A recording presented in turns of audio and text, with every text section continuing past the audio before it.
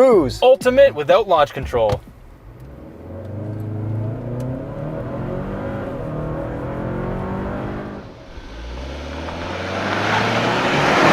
That's good. Horsepower and torque. 281 horsepower, 311 pound-feet of torque from a 2.5-liter turbo 4-cylinder. And what is the competition for the Santa Cruz? That would be the Ridgeline and the all-new Maverick, which doesn't exist yet, but will soon.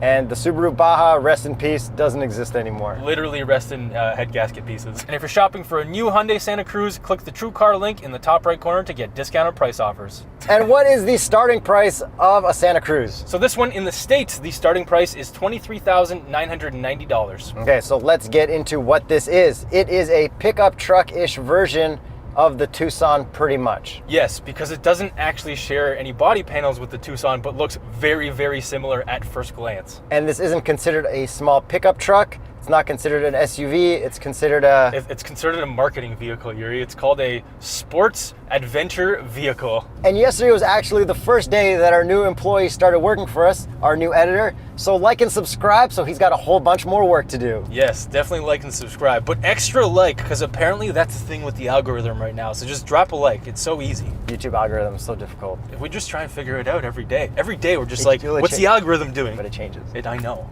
Marketing aside, this actually has a bunch of cool pickup trucky stuff that a lot of pickup trucks don't have. So let's start with the cool things. Okay, so in the bed, yes, it's a regular bed. It is very short. Here is a reference of one of us in the bed. But you can still do pickup trucky things. You can have a tailgate party because you can open the compartment in the back, which is actually waterproof. Yeah, just like the Ridgeline has, which most normal pickup trucks don't have. But there's a certain line where you're not allowed to fill past or else it could damage the latch, but that's like pretty much the whole thing. Yeah, so make sure that latch never freezes. Or you don't turn with any ice or anything in there. Exactly. But then there's also a drain plug there so you can empty out your drinks and stuff. Yeah, so that's pretty cool. And this is the first factory tonneau cover that's made like this out of metal. It's a very robust system. Yeah, the way it works is you've got a little handle up there, you click it and it retracts all the way, then you use a string to pull it back or a rope, whatever's attached to it.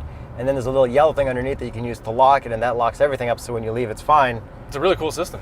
I have no issues with it, and I'm so stoked that it's built in because non-truck people aren't going to go out of their way to go find a nice tonneau cover that they like. Right, probably not. And it'll be soft because this would be really expensive to buy. And then back there we do have some steps to get in and everything, so it does have a little bit more versatility. And then they show that you can put planks across so you can separate it and stuff like that. And then there is also a way to put plywood there according to their diagrams. And then we do have a couple factory tie down points. The only thing is, if you wanted to tie down like a bike or something like that, the tonneau cover actually takes up quite a bit of room for the tire. And then there is also little compartments on the side there where you can get power, which is nice. Yeah, so you got AC power back there. I mean, it's pretty functional. And then this one's got a nice trailer hitch with all the plug and everything ready. Yeah. It's pretty good for minimal pickup truck and a lot better than that old, I think, Escape pickup truck thing, remember? Oh, the F-150, what's it called? With the 2-foot bed? Yeah, it's not... Extreme? Adrenaline. Yeah. Okay. So this can also tow up to 5,000 pounds, which is actually very respectable. It's the same as the Ridgeline, and it's even more than the Maverick. And then to end off the pickup trucky stuff,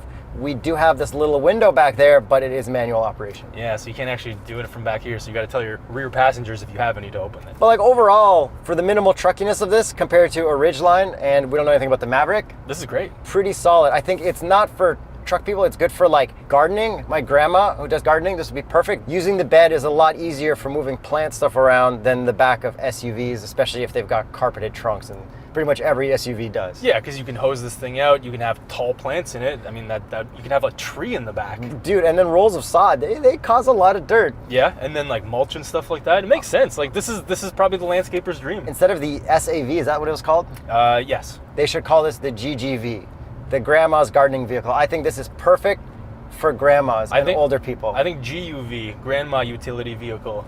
Well, or maybe LUV, landscaping utility vehicle.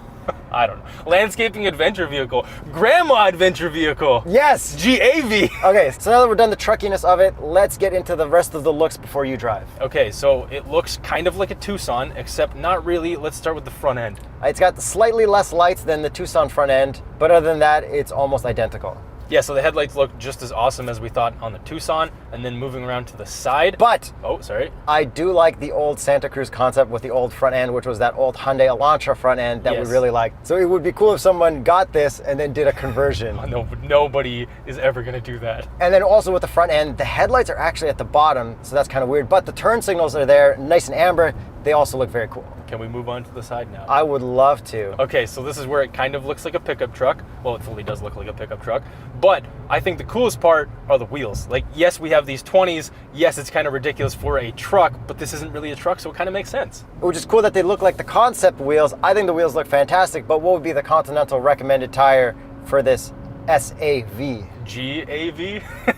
The Cross Contact LX25. And then we have those really cool fender arches with these interesting kind of plasticky inlays of like a model of this car, which is kind of cool, but kind of weird. It's okay, but with those plasticky arches, I sent you a photo of a Tucson that was fully dumped that I saw on the highway. Someone's gonna dump this and it's going to look fantastic. Okay, this dumped, I approve, because it's not like truck.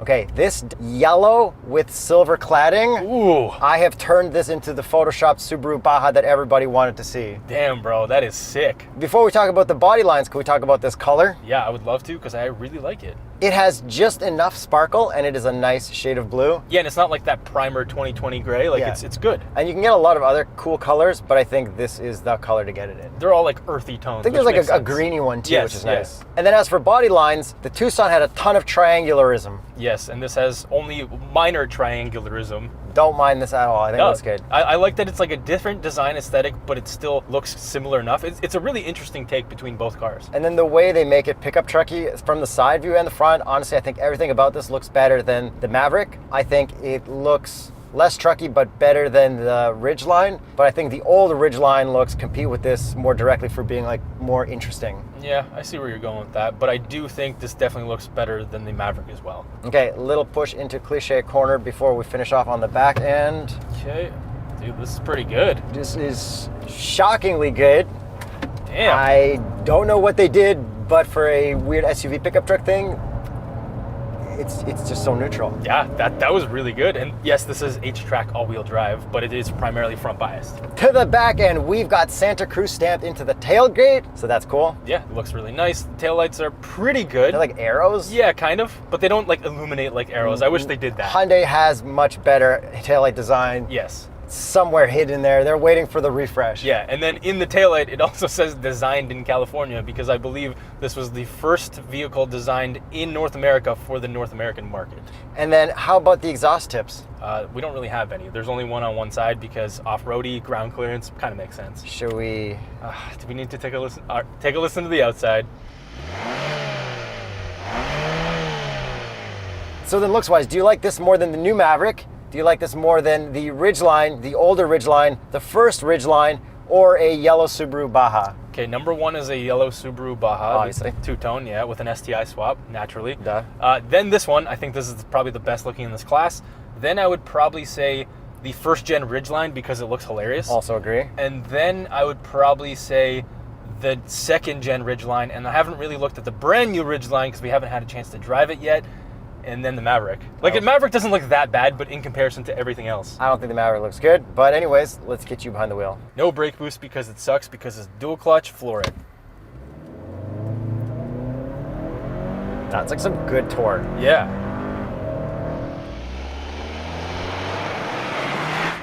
That's a solid launch. The first initial bite is very minimal, like there's nothing, and then it really picks up because we have this 8-speed dual clutch. And then we've got the fast motor only in Canada, where in the States you can get the non-fast motor with an automatic, not a dual clutch. That's right. So there are a couple flaws with this dual clutch, especially because this is supposed to be a truck. So I think for off-roading, it would kind of suck because this thing rolls back and forward a lot when you put it into drive and reverse. Bro, Hyundai never said it's a truck.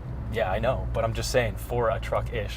But the transmission is really smooth, so downshifts and everything, it's nice and quick. It will automatically upshift for you when you get to redline, but that's what I expect. But there's no joy in shifting this. No, but it's nice to have the paddles, especially for like towing and stuff like that. But we also got it on the shifter too. But the shifter, okay. I'm just saying, if you do a paddle delete. Yes.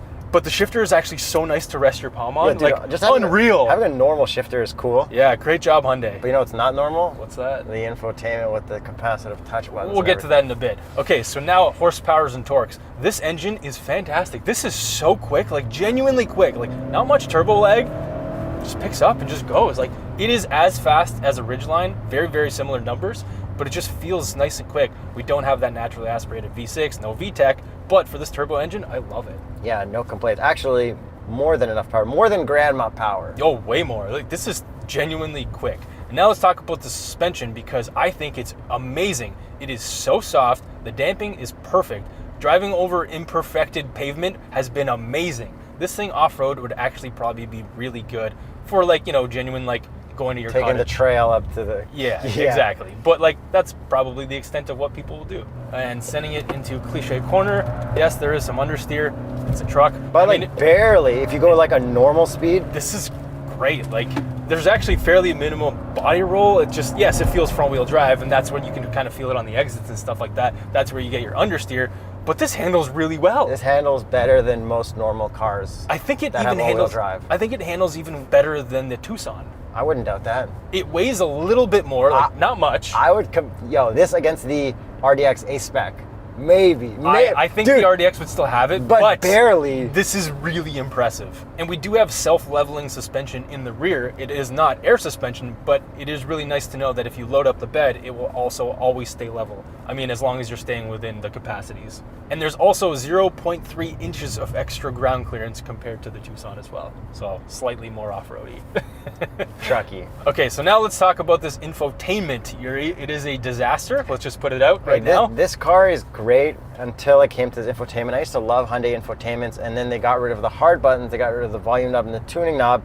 Now they friggin' suck. It's all capacitive touch. So for everyone, like, you get paid by Hyundai, you like Hyundai, you say their infotainments are good. They suck now, okay? The ones they changed it. These ones suck, Yeah, because there are still like ones. the Santa Fe was awesome. Exactly. Anyways, it's a widescreen. It's got Apple CarPlay, Android Auto. It's got those bulbs for your satellite radio instead of actually showing like the cover art and stuff, which is super annoying because my eyes don't know how to register bulb. I don't read in bulbs. And then we have a 360 camera, which is actually really good. Okay, yeah, it's good. You can see the wheels and everything. It's great. That part is still really good. Exactly. And we got a start button for our projection for our iPhone, but even our volume and our tuning is touch buttons. It's hard to use while you're doing stuff. Yeah, and even your climate control, like every button to control everything you actually really want and everything you use daily is a touch button. It's so close to being such a good car. Exactly, and it's like that old like Cadillac like Q system that nobody liked. This is kind of that minus the like the 3D-ness of it. Yeah, and then when you see all your tiles, they're all blue, which aesthetically is pleasing, but it's hard to see what's going on. Even they make your Apple CarPlay blue. Yeah. And like, it's supposed to be green. Yeah, it is. I get it's probably cheaper, but it sucks. So let's move on from that to our gauge cluster. Really cool. It is really cool. It's kind of the same idea. It's obviously hoodless, just like the Tucson was, but it changes between drive modes. Looks pretty cool. The animations are pretty cool. No lag. Exactly. I love it. I think the gauge cluster is really cool, and you got a lot of good information there. And then we've got our good lane keep assist and everything. Yeah, we do have highway driving assist. It is lane centering. It is very good. I did notice it swaying just a little bit more than other Hyundais. Yeah, like the Sonatas do that a bit. Yeah. But the Elantra didn't. But the Genesis don't. Because this is highway driving assist 1. And again, since this is a top trim, we do have heated and cooled seats. We also have a heated steering wheel. All the buttons down here are very functional. We do have a couple drive modes. Let's just get to those right now. Normal, sport, and smart. And then we also have terrain modes. If we press the terrain button, snow, mud, and sand. I've actually left this in smart because I don't really need to drive this that quickly. Yeah, no. So you're normal. You're in drive. A little bit of lag, but once it picks up, it picks up. It's not a car that you'd like. It's not a sports car at all. So Exactly. It really doesn't matter. But Okay. it is very torquey when it does pick up. It is. It's good. It's good. Okay. Cup holders. Cup holders are fine, and then we even have some cup holders in the back on the doors, which are very cool. The unfortunate part is all of the gloss black around every single cup holder and kind of around every area. And since this is a grandma utility vehicle, whatever we're calling it, come on. Yeah, it's bad. I don't like the gloss black. And for those of you who say we complain about gloss black too much, I have a feeling you haven't driven or lived with a car with gloss black. Once you do that, it's like... Yeah, and those must all be non-Savage Geese viewers as well, because Savage Geese also hates it.